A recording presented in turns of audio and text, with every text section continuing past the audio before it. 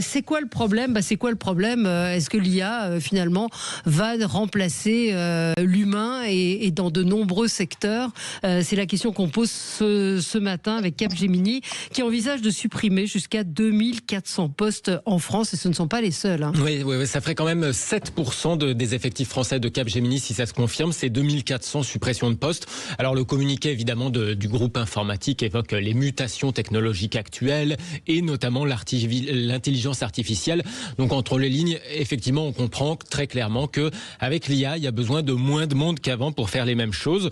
Mais effectivement, au-delà de Capgemini, c'est par exemple aussi du côté du Mans, on a chez Mondial Assistance potentiellement 500 postes menacés.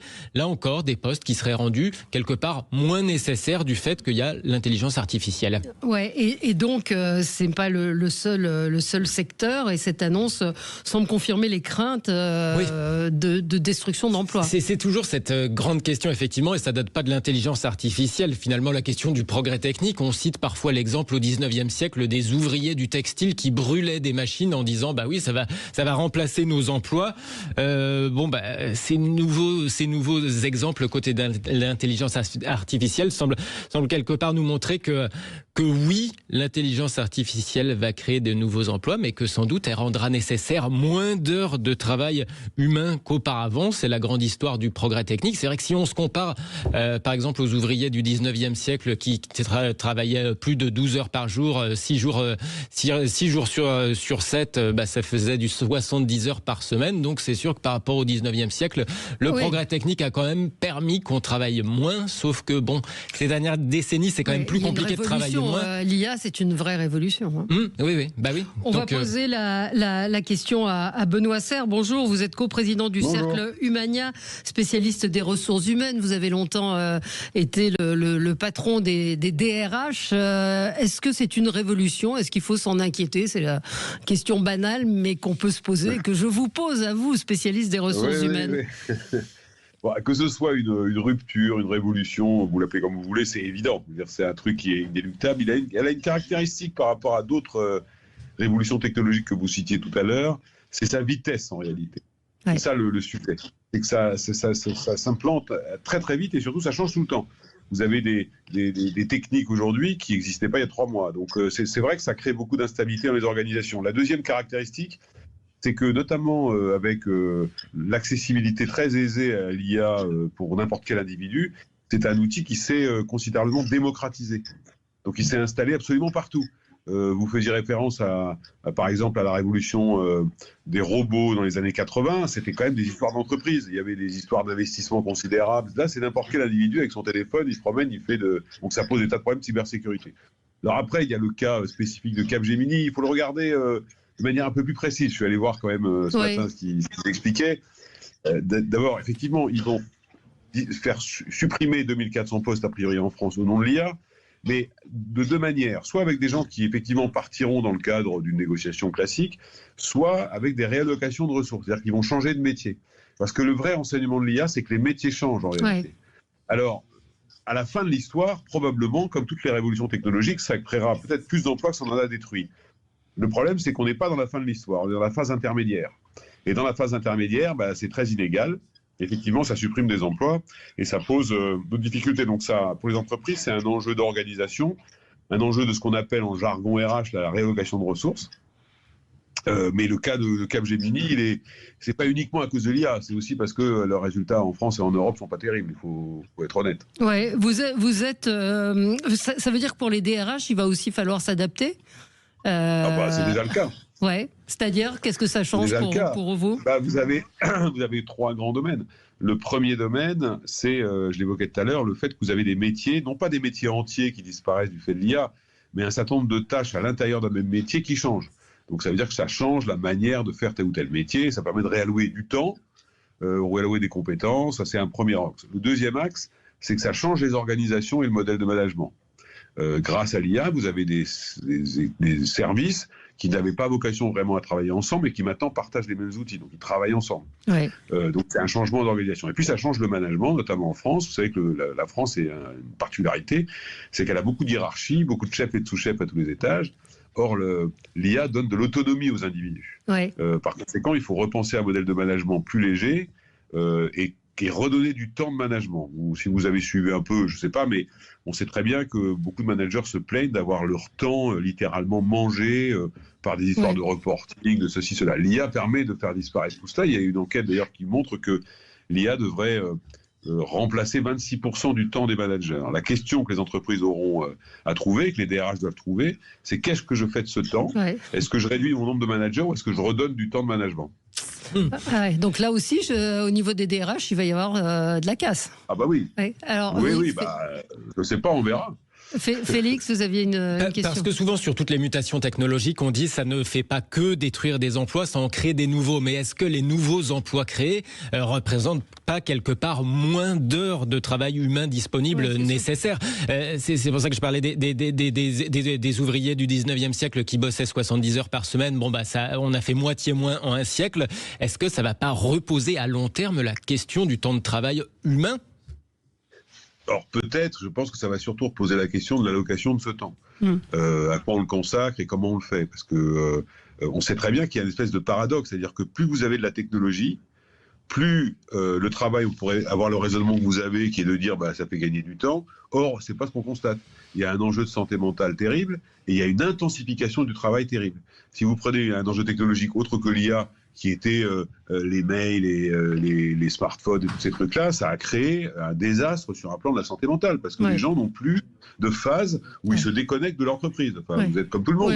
Vous recevez vos mails professionnels chez vous, alors qu'avant, il y a longtemps, quand vous rentriez chez vous, vous rentriez chez vous. Il ne pouvait pas se passer grand-chose quand même. Donc là, c'est un peu différent. C'est pour ça que je ne suis pas certain que ça génère toujours ça. Et puis le dernier exemple que je voulais donner, c'est que le raisonnement que vous avez, et que je comprends très très bien, il avait été tenu au moment de la robotisation. Et vous avez des entreprises qui avaient dit d'ailleurs, au nom de ça, je ne vais pas intégrer de robots. Elles n'existent plus aujourd'hui, ces entreprises. Donc, de toute façon, on ne peut pas arrêter la machine. Maintenant, c'est une vraie question. Qu'est-ce qu'on va faire du temps réalloué ? Est-ce que c'est une baisse du temps de travail ? Est-ce que c'est une modification des conditions de travail ? Je ne sais pas trop. Alors, on a quelques réactions. Stéphane nous dit la France en est au Minitel alors que le reste du monde est à la fibre. On est à la ramasse au niveau de l'IA. Thomas, lui, nous dit les RH utilisent d'ores et déjà l'IA pour leur recrutement. Vous allez pouvoir nous répondre. Et puis, explosion des bullshit jobs en vue. C'est-à-dire, bullshit jobs, c'est des jobs qui servent pas à grand-chose. Donc, c'est vrai que l'IA sert aussi... là, on est un peu sur deux sujets, mais puisqu'on vous avoue spécialiste des ressources humaines, on recrute grâce à l'IA aujourd'hui ?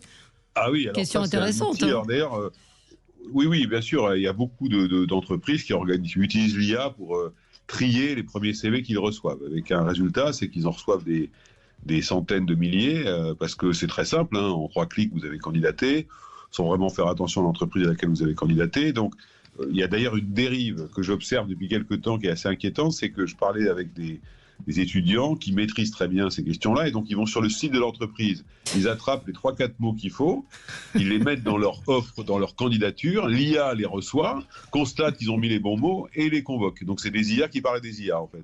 Donc je pense que l'IA sur le recrutement, il a son utilité, mais il a aussi un grand danger, c'est qu'il déshumanise le recrutement. Et que, notamment, il crée d'ailleurs une discrimination technologique. Les gens, notamment les seniors, qui maîtrisent moins bien, ils ne sont pas retenus par les IA de recrutement parce qu'ils n'ont pas trouvé les bons mots. Donc ça, c'est un premier défaut, mais ça marche, effectivement, c'est très utilisé. C'est intéressant. On y revient dans un instant, 0826 300 300. On aura Johan qui, lui, travaille dans la sécurité informatique et qui va nous raconter comment ça se passe dans son secteur. Appelez-nous pour réagir, pour nous dire si vous êtes inquiet, si vous avez l'impression d'être déconnecté de cette... vous avez eu raison de le dire, Benoît Serre, de la rapidité avec laquelle l'IA a mis le pied dans les entreprises et dans nos vies. À tout de suite.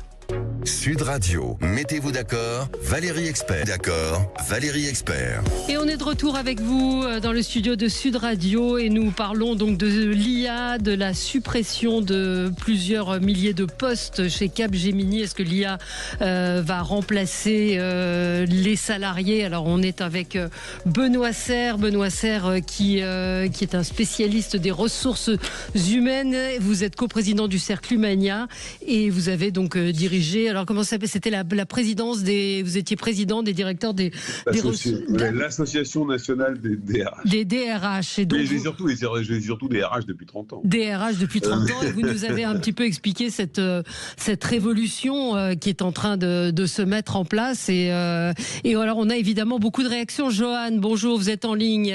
Vous travaillez dans la sécurité informatique. Est-ce que vous avez remarqué, vous, des changements avec l'arrivée de l'IA? Johan? Non, on n'a pas Johan en ligne avec nous. Non. Est-ce qu'on a Hervé? Hervé, bonjour, vous êtes enseignant. Oui. Vous nous appelez d'Antony. Alors dites-nous, qu'est-ce que vous vouliez nous dire? Écoutez, moi, contrairement à tout ce que pense l'immense majorité, je dois avoir forcément tort. Je ne crois pas du tout. Je pense que c'est utile l'intelligence artificielle, mais que dans le domaine de l'enseignement en particulier, et dans le domaine de l'acquisition des connaissances, c'est une réduction en fait des possibilités de connaître, parce que si vous voulez, on a toujours les mêmes questions. Les informations qui sont bourrées, qui sont mises dans l'intelligence artificielle vont vous donner plus ou moins toujours les mêmes réponses. Et si vous voulez, c'est une réduction de la possibilité pour les élèves en particulier, mais aussi pour les adultes, de s'intéresser à autre chose que ce qu'on leur demande. Donc c'est en fait, c'est vrai qu'avec l'IA, on se dirige tout droit vers des sociétés totalitaires. Ah, c'est ce que vous pensez. Alors, je sais pas, Benoît Serre expliquait assez bien. Peut-être que vous pouvez le redire. C'est-à-dire que quand il y a des bouleversements, il faut un temps d'adaptation. Et c'est vrai que l'IA, c'est intéressant, est arrivé très très vite dans nos vies et a bousculé et bouleversé les choses à une rapidité absolument fulgurante. Oui, c'est un peu, effectivement. Alors, mais totalitaire. Bon, je sais pas, ça me paraît peut-être un petit peu excessif, mais il y a deux choses qui sont intéressantes dans le témoignage qui m'a été donné. Et nous, on l'observe en entreprise, donc d'une certaine manière, on a un point commun avec le monde de l'enseignement. C'est effectivement les conditions d'apprentissage sont en train de changer très fortement. On sait, et c'est démontré depuis quelque temps, que l'IA détruit des emplois de premier emploi, si vous voulez, d'acquisition de compétences particulières, parce que l'IA le fait à leur place. Ça, c'est un problème. Avec un autre sujet, c'est que du coup, on commence à voir arriver des IA natives dans les entreprises. Autrement dit, des gens qui vraiment maîtrisent parfaitement bien et qui commencent par travailler avec ça.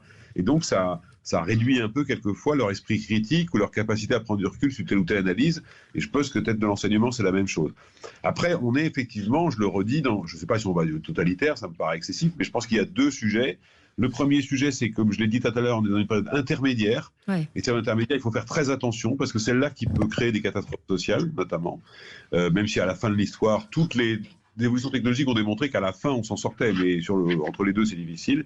Et la deuxième chose qu'on n'a pas évoquée et qui est très importante, c'est les sujets de cybersécurité. Ouais.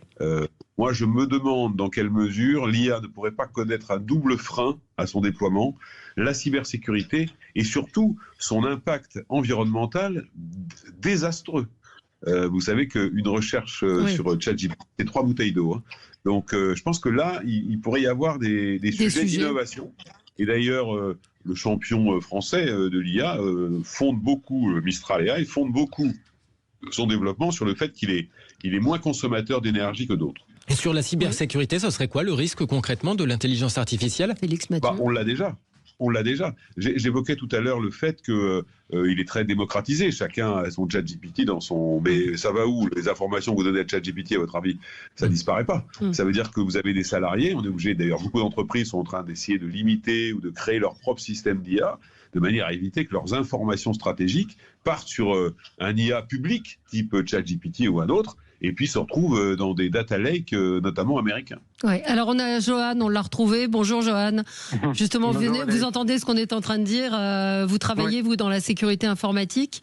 Alors, il y a plusieurs aspects. Il y a vous, votre expérience, et puis ce que vient d'évoquer Benoît Serre, à savoir les risques liés au piratage informatique.